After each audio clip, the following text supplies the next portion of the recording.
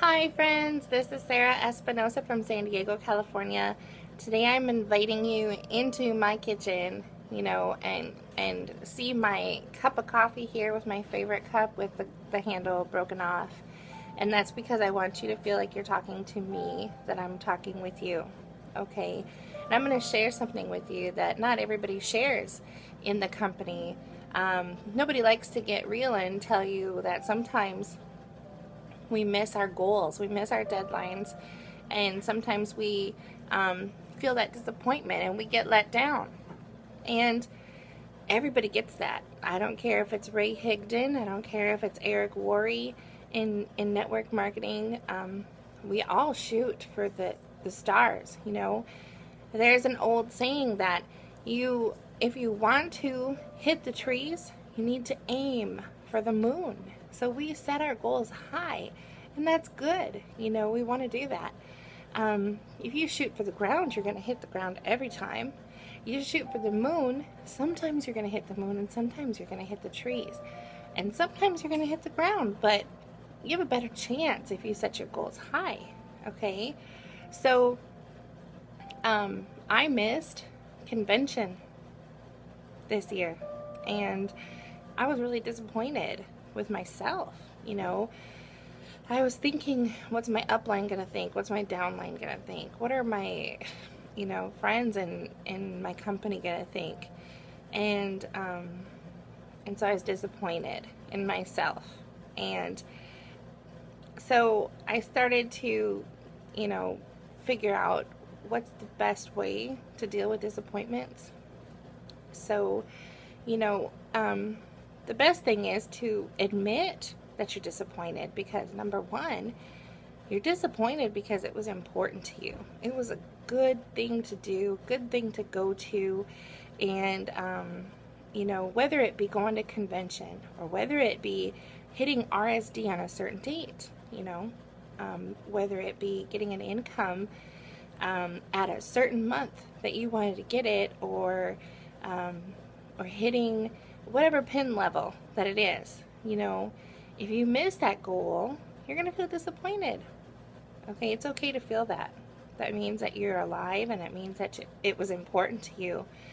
And the other thing that's important is to make sure that you have it in your mind not to be destructive during disappointment times, okay, to yourself or to anyone who's trying to help you, anyone that enrolled you, or anyone that's mentoring you and coaching you. Please remember that we're all people, and we're all trying to help each other, and everybody wants the best for everybody in our company. And so when you're going through these disappointments, it's not healthy to say, why didn't you do this for me, and why didn't you tell me about that, or why didn't you help me with that? And that's not healthy to do the blame game when you're disappointed. In friends and family that are supporting you and things like that, it's it's a natural reaction to want to blame something or somebody when you don't get what you wanted to get out of something that was important to you. And the main important thing is to get your mindset back on focus. Put things into perspective is the second most important thing, because there are so many people out there that have it worse off. You need to think, I know someone that just shared with me that her husband got laid off of a $75,000 a year income, and without any warning. And so they're gonna be losing their house in a very short time. And that's a crisis. That really is a crisis. Those people are, they do have it worse off than us. We get to choose our hours still. We get to have nobody would ever fire us, and there's other people too in different companies that they're going through the same thing. When you're learning new skills, when you're starting a new career at home, you're going to have that learning curve, and you're going to have those ups and downs. And another thing that people do that's not really good is they jump from opportunity to opportunity, and they think the grass is greener on the other side. They've seen people successful in a different business and they want to do that. Well, there's people that are successful in this business. You know, there's people successful in every business.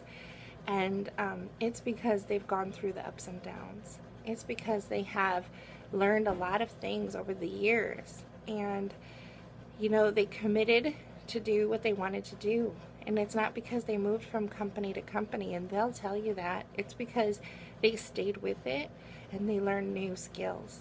And they took responsibility, and not in a negative way towards anybody else, but in a way that they focused and they said, well, you know what I need more of? I need more people to talk to. And I need to get better understanding of how to talk to them. And that's not anybody else's fault, you know, because what works for one person might not work for another person, you know. So you have to know what works for you. And so you need to keep searching and keep doing and keep trying. And you need to try something for at least 2 months to know if that method is going to work for you. Now, some people come into home businesses and they say an unrealistic goal that I'm going to, you know, have 6 figures in 2 months, and then if I don't, I'm out. Well, that's not a realistic goal, and you're not going to make that goal. And you know, trust me, if you go from company to company, you're going to find the same thing. And I don't want that for anybody that's on our team. I want us to have realistic goals. So that, you know, the most important thing, after you understand disappointment's okay and deal with it in a healthy way, you know, then you need to get your mindset right, and you need to put things into perspective. Okay, you need to see that everything's okay and that everybody goes through it and that you still have it really good. And then after you've done those 2 things, then what you need to do is reassess what you need more of. Okay, reevaluate, and then you need to get those tools and get it going. Now, for my own example of missing convention, I know that there are some things in life you just can't control. And those things are if someone says yes or no to your business opportunity, or if, what else can't you control? I guess, you know, that's about it. You can't control the decision of someone else to join your team. You can't control the decision of someone else to stay on your team. I can't control that, and nobody can. But what you can control is to make sure that you have enough people to talk to. And that's lead generation. That's very important, and you can control that. You can control if you market more often in order to get more people to talk to. You can control setting your hours to make sure that you're consistent in your business.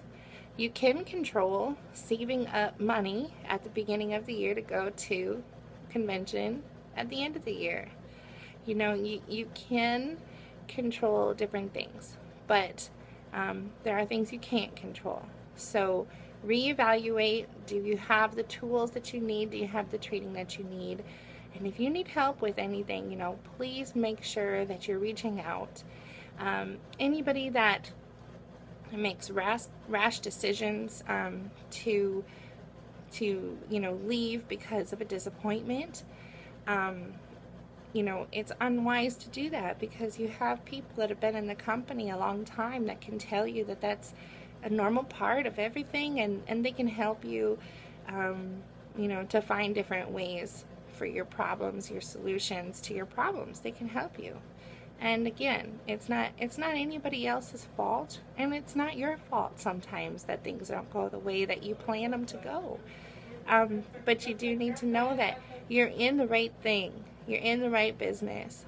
Our business is so much less expensive than other people's businesses, and they're having the same learning curve that you are. You're going to start in a new business, and it might be more expensive to join. You might be paying a couple $100s a month to get products. And then what happens is you still have to learn. So I hope that you enjoyed this video, and I hope that you liked this video. And if you have any questions, please reach out. I love you, and everybody here loves you. Bye.